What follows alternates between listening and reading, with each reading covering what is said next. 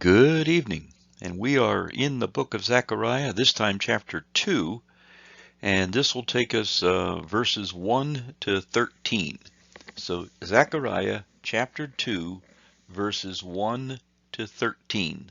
Now, this is a quicker chapter, and um, I remember in Sunday school more than once saying that I don't think I'm going to make 40 minutes out of this one, and I'm going to tell you that again. We'll see what happens. But good information here.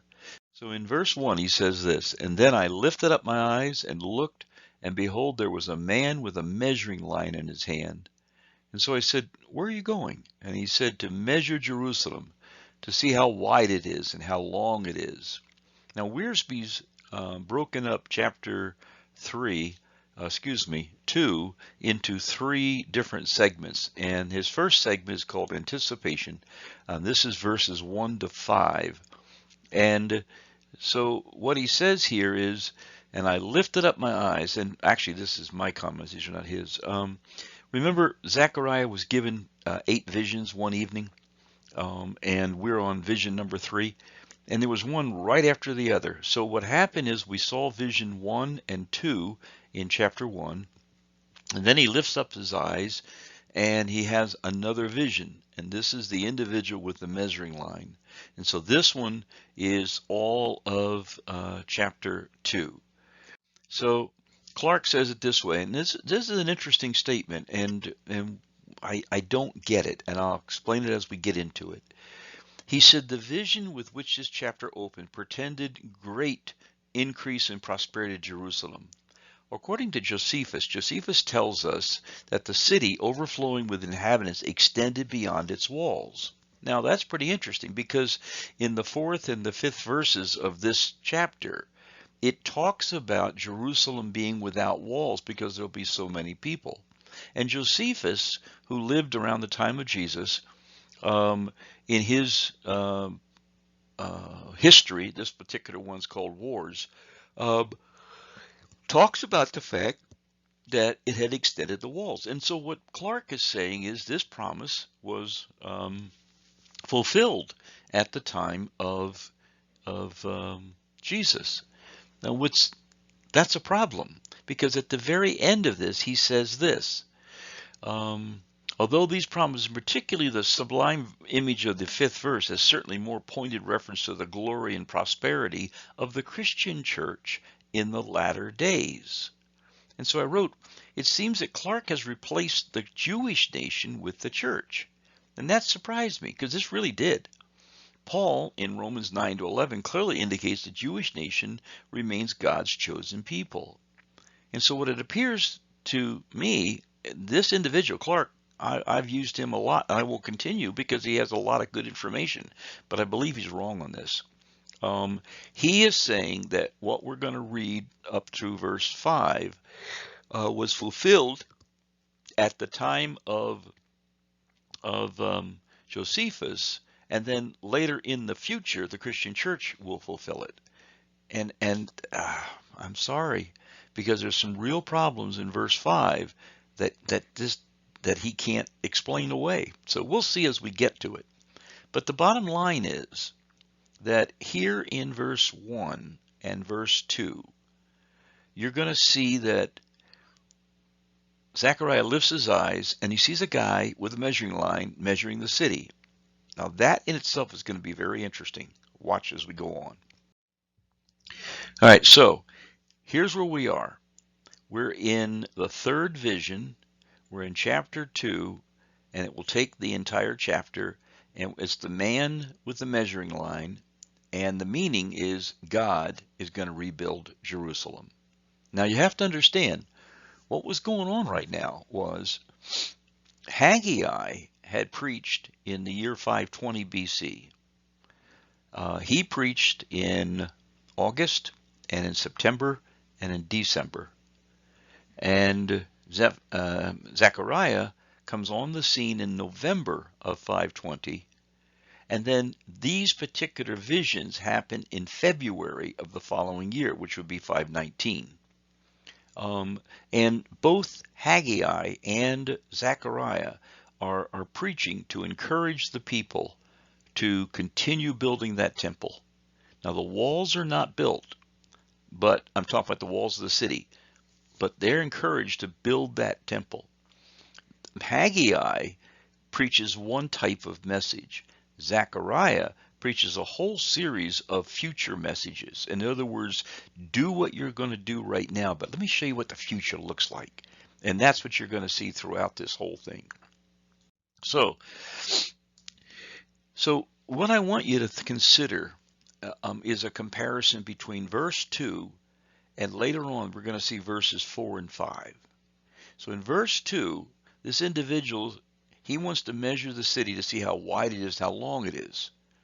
But when we get up to verses 4 and 5, which is just a few slides, Jerusalem will be inhabited without walls because of the multitude of men and the cattle within it. For I, declares the Lord, will be a wall of fire around her, and I will be the glory in her midst. So what's the message here? Is the message that we got to see how big this city is? Or is the message, it doesn't really matter because I am going to be a fire about her and I will be a glory in her midst. And this is why this verse could not have been fulfilled at the time of Jesus. For one, they rejected Jesus, so he most certainly was not the glory in their midst. And number two, the Romans came in 70 AD and destroyed that city, so he most certainly wasn't a fire about them. But what Clark has done is taken it into the future and said this will be the Christian church. And I'm saying no. Everything that we're looking at is Jewish. And that's what's going to happen.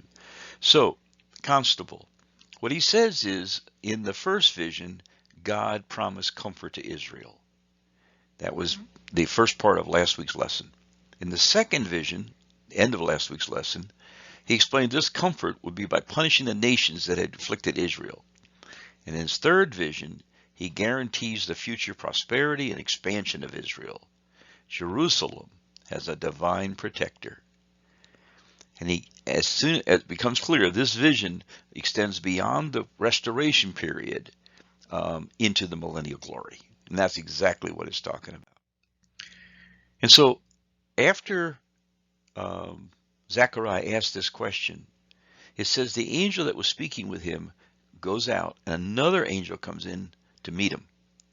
Now that other angel says this, run, speak to that young man saying, Jerusalem will be inhabited without walls because of the multitude of the men cattle. This is that verse I was telling you about. Now the words without walls is a Hebrew term, means open region or open country. And so the idea is there's implication, no fortifications for protection. In other words, no walls, no ditches, no earthworks, open country. Okay, so, and one of the things that Utley says is the very structure used for protection would limit the potential population. But then he makes another interesting statement, and I didn't think about this until I was reading this comment, but this is absolutely correct. There was no need for physical protection. Now, this was possibly an answer to the nervous critics of Zechariah's day about rebuilding the temple when there was no way to protect it. Why? Because there was no wall around Jerusalem. And I never thought about that because I always thought that the temple was built about the same time that Nehemiah was building the walls. But Nehemiah didn't build the walls until 80 years later, and I'll show you that in the next slide. And so this is the Old Testament source for Revelation 21, where New Jerusalem doesn't need gates. There's walls, but there's no gates. Why? Because God's there. And so he's saying, I'm going to be a wall. I'm going to be your protector. I'm going to be the glory in your midst. Now let me show you what I was talking about. So here's Haggai and Zechariah, right? And the governor was Zerubbabel, and I can never say that name right. But the name is, the governor was Zerubbabel, and here's the 520 that we talked about, and that was the time of Haggai. And then we said that Zechariah went beyond 520, so he's over in this area. Now down here Here's Nehemiah. So when Nehemiah, the cupbearer, went to the king, he didn't go to Darius, who was at the time of, let me get my markers going here. This is where Zechariah and Haggai are. And the king at this time was Darius. Well, Darius wasn't king down here. That wasn't the that Nehemiah wasn't the cupbearer to Darius. He was a cupbearer to a king that lived at 445 BC. So what Barron is saying, or excuse me, Utley is saying, is absolutely on target. They're building an expensive temple without any kind of protection around them. That's pretty interesting. All right. So that was the first 5 verses, and that was the anticipation of the Lord restoring Jerusalem, restoring the temple, but restoring Jerusalem. But now in verses 6 to 9, Wiersbe says we're looking at admonition. There's something that's got to change, and here's where it is. Ho there! Flee from the land of the north, declares the Lord, for I have dispersed you as the 4 winds of the heavens, declares the Lord. Ho, Zion, escape you who are living with the daughter of Babylon. Now, what he's saying is, this word ho, many times is the word that's translated woe, but in this particular one, it's an attention getter. He's yelling, hey, attention, pay attention to this. You need to get out of Babylon. Now, what had happened was when Cyrus had said to the children of Israel, you are free to go back to your own country, about 50,000 went back to Jerusalem. But a lot of them just stayed in Babylon. They just settled in. They were happy, right? And what the Lord is saying is you need to get out of Babylon, all right? And he'll explain that. So he says flee, escape. Why? The words imply an immediate, imminent peril on Babylon, which is exactly what happened 2 years later. Let me get the wider marker here. What it says here, 2 years after this prophecy, in the 4th year of Darius, right? So what's happening is, remember, 520 BC is the 2nd year of Darius. And that means 2 years later, 518 BC, Darius just abused Babylon. And so what the Lord is saying to those people in Babylon who are the Israelis, get out of there because I'm going to send people down on you. You'll see that in a second. All right. So he said, flee from the land of the north. Now, you know that, let me do a marker here. If this is Israel here, and we've did this before. Here's the Mediterranean, and here is where Babylon is. So we know that Babylon is not north of Israel. Babylon is northeast of Israel. But because of the landmass and because of how they always came in from the north. And that's what it says right here. They call it from the north because they always came in the north. So, I'm just clearing out my mess.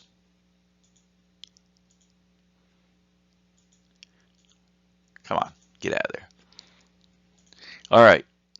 So, this word living within or living with, the Hebrew for that word is dwell witheth. So he says, escape you who are dwelling with the daughter of Babylon. And so what he's saying is you were taken from Jerusalem by Nebuchadnezzar. You were physically placed in Babylon by Nebuchadnezzar. But now what you've done is settled in. And you remember what happened? Ezekiel talked about the fact that the Lord departed the temple, and then not long after the Lord departed the temple, Nebuchadnezzar came in and destroyed the city? Well, Utley's got a great comment right next one. He says, this is a way of encouraging, confirming the small group of returnees to Judah. God was with them. The irony is that during the exile, God left Jerusalem, remember Ezekiel, and went to dwell with the exile. Okay, but now he's returned to Jerusalem. And so what he's saying is, all right, I left Jerusalem, and Nebuchadnezzar got you and took you to Babylon. And I stayed with you in Babylon. But I've left Babylon. I'm back in Jerusalem. You need to come back to Jerusalem. That's what he's saying. And he warns them. You can see it here. For thus saith the Lord of hosts, after glory he has sent me against the nations which plunder you. For he that touches you touches the apple of his eye. For I will wave my hand over them, so they will plunder.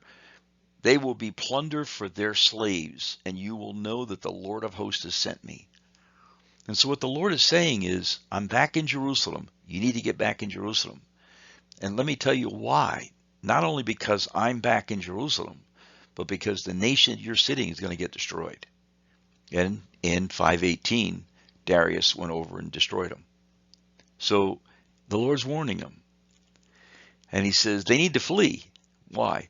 Because the Lord proposed to send his representative to plunder those nations for hurting his people. Why? Because they were the apple of his eye.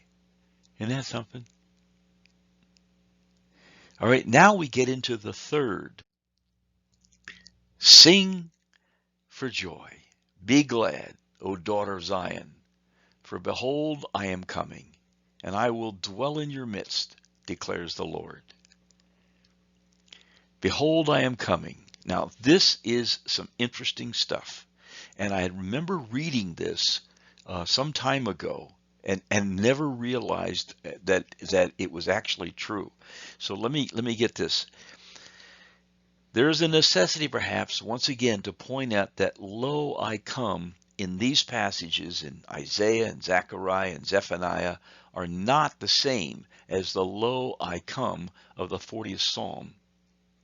All right. Now, I looked up the 40th Psalm, and there were some interesting things there. But as we get into it, you're going to realize that there's a problem in the Old Testament in its description of the Messiah. There is a problem. And I'll read these notes, and you'll see what we got. Because it's an interesting problem that Jesus solved. All right. For though in the Old Testament prophecy the principle of the prospective is not observed, and events in the most distant future are sometimes linked to those which are nearer and nearer the prophets. Okay? So the one thing that we do know, we've said this multiple times, that a prophet, as he is speaking, is many, many times describing things that are happening right now, and then almost with an and, he moves to a prophecy of something in a slightly future time, and then all of a sudden he's off into 2,000 years from now. And as you look at this, it's like, wow, these are different prophecies. Okay? But yet the great fact of the two separate advents of the Messiah, once in humiliation and dying, and the second in glory to dwell in the midst of Zion and rule over the nations, stand out clear and distinct enough on the prophetic page and confound them to throw the whole plan of God as revealed into confusion. And what Baron is saying is there are two very, very different pictures of the Messiah in the Old Testament. There's the Messiah who is the suffering servant, and there's the Messiah who is the reigning king. And in the next page, he says, the ancient rabbis, puzzled by two apparently contradictory series of prophecies in reference to the Messiah's person and mission that described him as the babe born in Bethlehem and a man of sorrow and acquainted with grief, who's stricken for the transgressions of his people and pours out his soul in the death, right? And those which depict him coming as a full-grown Son of Man in the clouds of heaven in great power and glory to build again the tabernacle and to establish his kingdom, basically what they did was, maybe there's two Messiahs. There's a Messiah ben Joseph who would suffer and die, and a Messiah ben David who would conquer and reign. Because both Messiahs are in the scriptures. Both are fulfilled by Jesus, who came as a babe, who suffered, who died on a cross, who's coming back again as Lord, King, the King of David. They couldn't figure it out, and he's already there. Isn't that beautiful? So he says, what the author is saying is, in this particular passage, sing for joy and be glad, O daughter of Zion. Behold, I am coming, and I will dwell in your midst. And that's why Wiersbe opens up this section 10 to 13 as acclamation. Many nations, and this is a fantastic passage, and I didn't pick it up until one of the commentators made a comment that you'll see in a couple of minutes. Many nations will join themselves to the Lord in that day and will become my people. And then I will dwell in your midst, and you will know the Lord of hosts has sent me to you. The Lord will possess Judah as his portion in the Holy Land and will again choose Jerusalem. Now, when you look at this word nations, that word nation means a foreign nation, a Gentile. So what does this verse say? Gentiles will join to the Lord in that day and will become my people. Bob Utley says this way: this was a startling message that the Gentiles would be included with God's people. This was always Yahweh's purpose. As a Gentile follower of Jesus, the Jewish Messiah, it's hard to put into words the joy that this verse brings to my heart. Isn't that beautiful? Will become my people. This is covenant theology. This is exactly what the Lord said. We will become his people, or we are his people. Remember, that was the passage, and it's found here. That was the passage. Remember, it talks about in the New Testament about the mystery that two will become one. And we're talking about Jews and Gentiles becoming one Christ. That's beautiful. And that's why Utley's excited. And it says, will become my people. It says literally, be to me a people. So it's not a future. They would join us in that day, and two, they will be to me a people. And then at the end of this one, it says, the Lord possessed Judah in his abode in the Holy Land. This phrase, in the Holy Land, this is the only place in the Old Testament where this is used of Palestine.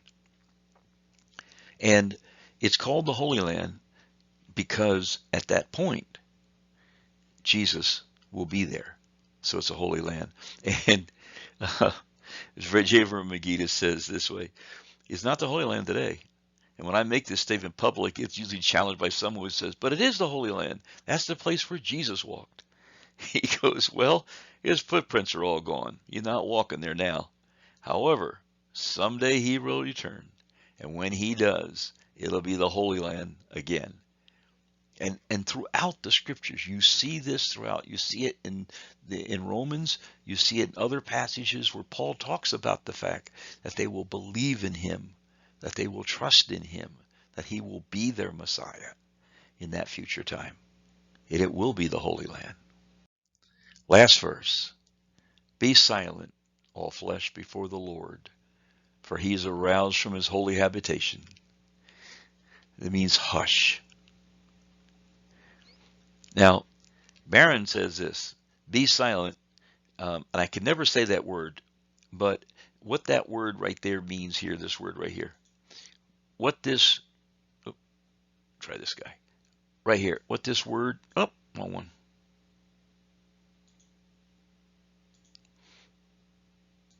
What this word means is it's a word that sounds like what it means, like the word shh. Okay. As you know, one of those words is murmur. And in the Greek, I believe it is, that word murmur, it has an undertone to it, a murmur, murmur, murmur. It's the same type of thing. And so the way that it's written and said in Hebrew would be like us saying shh, same thing, or hush, right? And so he's saying hush before the Lord. Because it says all flesh, everybody, whoever you are, quiet. And why? Because he's aroused from his dwelling. There's a similar passage in Habakkuk where they're saying they're quiet because the Yahweh is back in the temple. In the context of Habakkuk, it anticipates the judgment of Babylon. In the immediate context, which views Yahweh as returning to Jerusalem and the temple, the holy dwelling, could be by the nations to which he departed in exile. So the idea is he's saying, remember, as we go through this whole third vision, he's measuring the city. And the angel says, hey, nah, don't. There won't be any walls in this city. Why? Because God's going to be a ring of fire around this city, and God's going to be dwelling in this city. And the next passage, he says, those of you outside the city, come on back. Why? Because I'm going to destroy that, but I'm going to love on you here. And in the last passage, he's saying, rejoice. Why? Because God's home. He's in the city. Come home, because he's going to love on you. Be silent, all flesh, before the Lord. You know, I got thinking about my dad one time and all his comments about the fact that when he gets to heaven, he's going to ask the Lord this, he's going to ask the Lord that. And I've said the same thing. I'm going to ask the Lord this, and I'm going to ask the Lord that. Have you ever thought about what you are going to do when you get to heaven?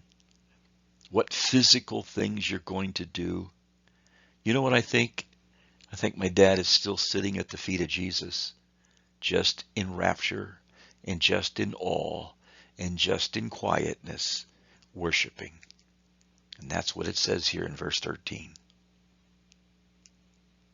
All right. Catch you next week.